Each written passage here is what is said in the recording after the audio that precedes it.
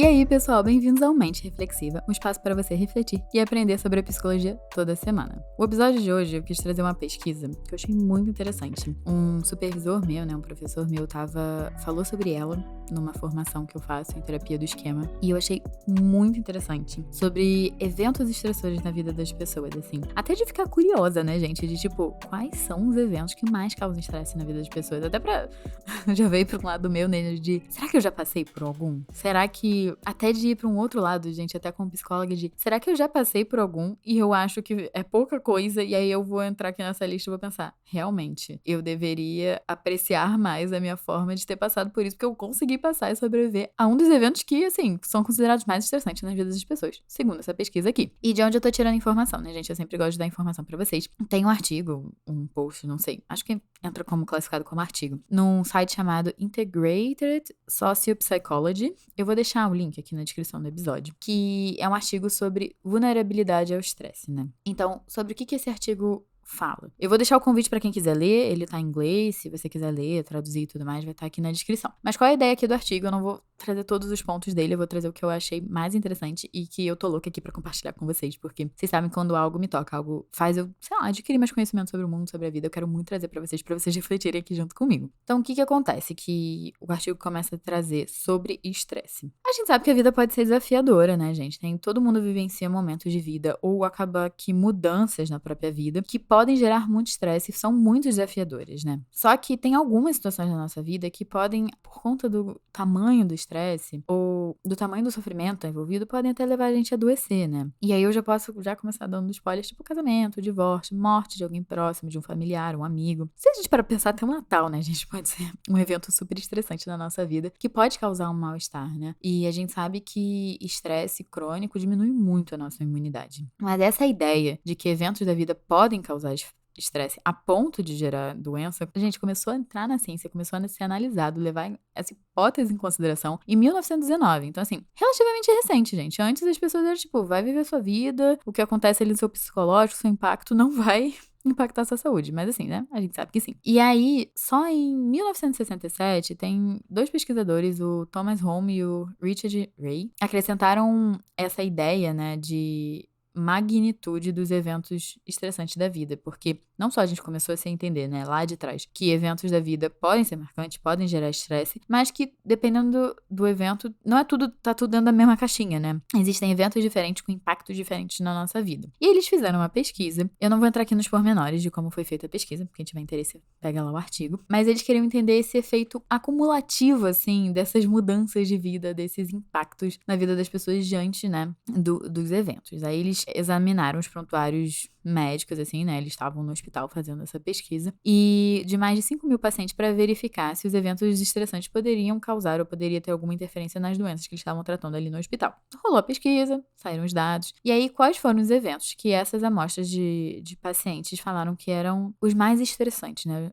Os mais estressores. Como as pessoas dessa pesquisa classificaram os eventos mais estressores. Pode ser gente que você não concorde, tá? Mas, de acordo com essa pesquisa, dentro lá das pessoas que eles reuniram pra fazer, é isso que essas pessoas acharam. Então, gente, eu vou começar de trás pra frente. Então, o 10º evento que gerou mais estresse na vida das pessoas foi a aposentadoria. Por mais incrível que pareça, gente. Mas se a gente for parar pra pensar, a aposentadoria, ela gera muitas mudanças na sua vida. E você sai de uma coisa chamada trabalho. Qual é o problema nisso tudo? A gente vive numa sociedade capitalista. Se você parar pra pensar, quantas horas do seu dia você dedica ao trabalho? E aí, do nada, você para de dedicar 8 horas por dia, né? Se você trabalha 8 horas por dia, porque tem gente que trabalha mais. E esse momento da sua vida, que talvez você trabalha há 50 anos, é tirado da sua vida e você há 50 anos tinha dedicado esse espaço, esse tamanho de espaço na sua vida pro trabalho e agora você vai ter que se reorganizar. Isso pode ser muito estressante, né? Porque a gente passar por essa mudança tão profunda de reorganização, de mudança de rotina e mudança de papéis, né? Porque tem muita gente que se define, por exemplo, muito pelo seu próprio trabalho. De,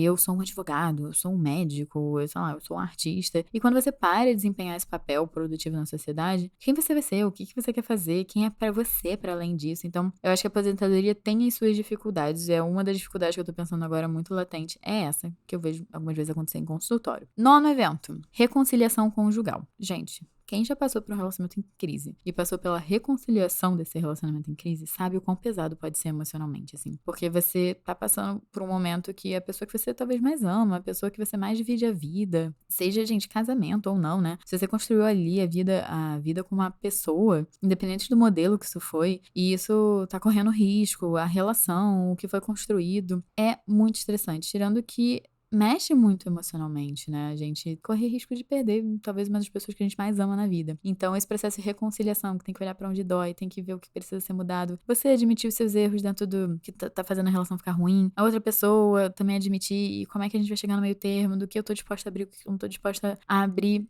É um evento muito estressante. 8º evento: demissão do trabalho. Gente, isso daí eu acho que até dispensa um pouco explicações, porque você perdeu o trabalho, muitas vezes tá numa incerteza se será que eu vou conseguir outro trabalho? Será que eu vou conseguir pagar as minhas contas? É um tamanho de estresse absurdo e dependendo das responsabilidades financeiras que você tem nesse momento da sua vida, o estresse pode ser extremamente grande. 7º evento: casamento. Gente, eu acho que o que eu tenho a adicionar a casamento é muito parecido com reconciliação conjugal, mas eu acho que o casamento em si é uma eterna conciliação. Você tá com alguém ali nos defeitos e nas qualidades e tentar fazer a relação dar certo dentro dos modelos, né, que vocês querem. É complicado, assim, requer um jogo de cintura muito grande. Atualmente, né, quando eu vejo pessoas que têm relacionamentos longos, gente, e pra mim, casamento e relações bem-sucedidas não tem a ver com tempo, tá? Pra um casamento ou uma relação ser bem-sucedida, pra mim tem a ver com a qualidade do vínculo e de como foi aquela relação. Então, eu fico pensando que pra você ter um relacionamento saudável dentro de um casamento requer bastante esforço. Então, eu entendo que isso também pode gerar estresse, né? Porque a gente tem que revisitar muita coisa nossa e tem que revisitar muita coisa do outro, muitas vezes pra chegar em meios termos pro casal. 6º evento estressante: lesão ou doença pessoal. Eu pessoalmente não tenho uma história de vida que tem uma lesão, uma doença pessoal, mas eu vejo no meu consultório, assim, o quão sofrido pode ser, o quão marcante também pode ser a gente sofrer algum acidente ou a gente, desde pequeno ou ao longo da nossa vida, desenvolver algum tipo de doença grave ou que precisa de cuidados permanentes. Isso gera muito estresse, até porque não deixa de ser um risco de vida, dependendo da doença ou lesão que a gente tá falando aqui. Então, eu entendo isso tá na 6ª posição dos eventos mais estressantes da nossa vida. 5º, morte de um familiar próximo. Quem já teve que lidar com alguém muito próximo, que você é de fato muito conectado, eu não tô falando daquela tia-avó que você viu 2 vezes na vida e ela faleceu e tava na família. Eu tô falando daquela pessoa que você realmente tem conexão. E você acaba perdendo esse vínculo por morte, né? Muitas vezes até num ciclo natural, no sentido de a pessoa envelheceu, teve uma vida longa e chegou a falecer, mas não deixa de ser um vínculo próximo, né? Que é rompido. É sempre importante a gente tá reforçando aqui que nós, seres humanos, somos seres sociais, nós somos uma espécie social. Então, perda de vínculos, perda de outros membros da tribo ali que a gente confia, que a gente tá conectado emocionalmente, nossa, é muito difícil passar por um luto, né? Passar por esse final de relação. E eu entendo isso é muito estressante. Na 4ª posição, nós temos pena de prisão. Ou seja, você ser sentenciado aí e ir pra prisão, eu acho que é um evento, sim, estressante na sua vida. Eu imagino que quem tá ouvindo aqui, pelo menos estou pressupondo, ninguém aqui quer ser preso. Então, passar por essa questão de prisão, de possíveis consequências, tanto dentro da prisão quanto fora da prisão, se você for sair de uma prisão, eu entendo que isso pode envolver muito estresse e muitas emoções, assim, difíceis de lidar. 3º lugar: separação conjugal. É quando você tem que se separar aí do seu parceiro, sua parceira, sua esposa, seu esposo, enfim. Como a classificação que vocês querem de alguém que vai ser relacionado aí romanticamente. Separações são difíceis. Eu acho que do mesmo motivo que eu falei lá da morte do familiar, de que corte de relações é muito difícil mesmo, acho que separação também. O que vai pro nosso 2º lugar, que é o divórcio. Porque você pode falar, Ana, mas pode ser a mesma coisa. O que eu tô interpretando dessa pesquisa é que tem a separação conjugal, mas o divórcio ele vai envolver muitas outras coisas. Pensa num casal que tá há muitos anos, acabou adquirindo bens, né? Muitas vezes, sei lá, você tem um carro, tem uma casa, você tem um apartamento, tem filho envolvido. Então, assim, todo o processo de divórcio eu acho que é muito mais complexo só a separação. Eu acho que a separação tem a separação do casal, mas o divórcio vai muito mais além. Que aí eu acho que a gente também tá vendo o que foi construído e a relação. Então, eu entendo o divórcio ser um dos eventos mais estressantes aí da vida das pessoas. E o primeiro que foi classificado aqui na pesquisa é morte do cônjuge, morte do seu parceiro amoroso. Porque eu tô entendendo que dentro de que você teve um relacionamento longo, sei lá, digamos que vocês moravam juntos ou não, enfim. Mas você tá construindo sua vida com a pessoa e essa pessoa morre, né? Eu acho que entra no mesmo, de novo, entra considerações parecidas com a morte de uma pessoa próxima, né? É um vínculo, é uma confiança e é um lugar de uma pessoa na sua vida que eu não sinto que tem muito substituição, né? Por mais que a gente possa falar, mas aí casa de novo. Gente, é diferente. Eu acho que todo mundo que tá me ouvindo aqui já teve mais de um relacionamento, sabe? Cada relacionamento é único, cada relacionamento é diferente, porque as pessoas são diferentes. Então, a morte de alguém que você decidiu construir a vida junto e tem muita coisa envolvida, essa pessoa tá ativamente participando da sua rotina, tá todo dia ali, é muito impactante e gera muito estresse e gera muita dor, né? Imagino eu, acima de tudo. Então, essa lista de situações estressantes chega até 16 eventos. Eu só quis trazer os 10 aqui primeiros pra gente poder conversar sobre eles. Então, dentro das classificações deles, eles falaram que, dependendo de como você absorve esse evento na sua vida, poderia haver mais chances de você adoecer no próximo ano ou menos chances. Mas o que eu achei um ponto muito interessante dessa pesquisa, que bate muito com a minha abordagem, que é a terapia cognitivo-comportamental, que é como a gente internaliza, como a gente interpreta as coisas que acontecem na nossa vida. Porque você pode ver, por exemplo, um divórcio como um livramento. Ou você pode ver como algo muito negativo, ou ficar, meu Deus, eu não consegui fazer minha relação dar certo, que vergonha de mim. Sabe, sei lá, meus pais estão casados há 50 anos, porque eu não consegui fazer as coisas darem certo pra mim. Depende muito de como você vai internalizar cada experiência, e isso vai variar pras pessoas. Então, como a gente também interpreta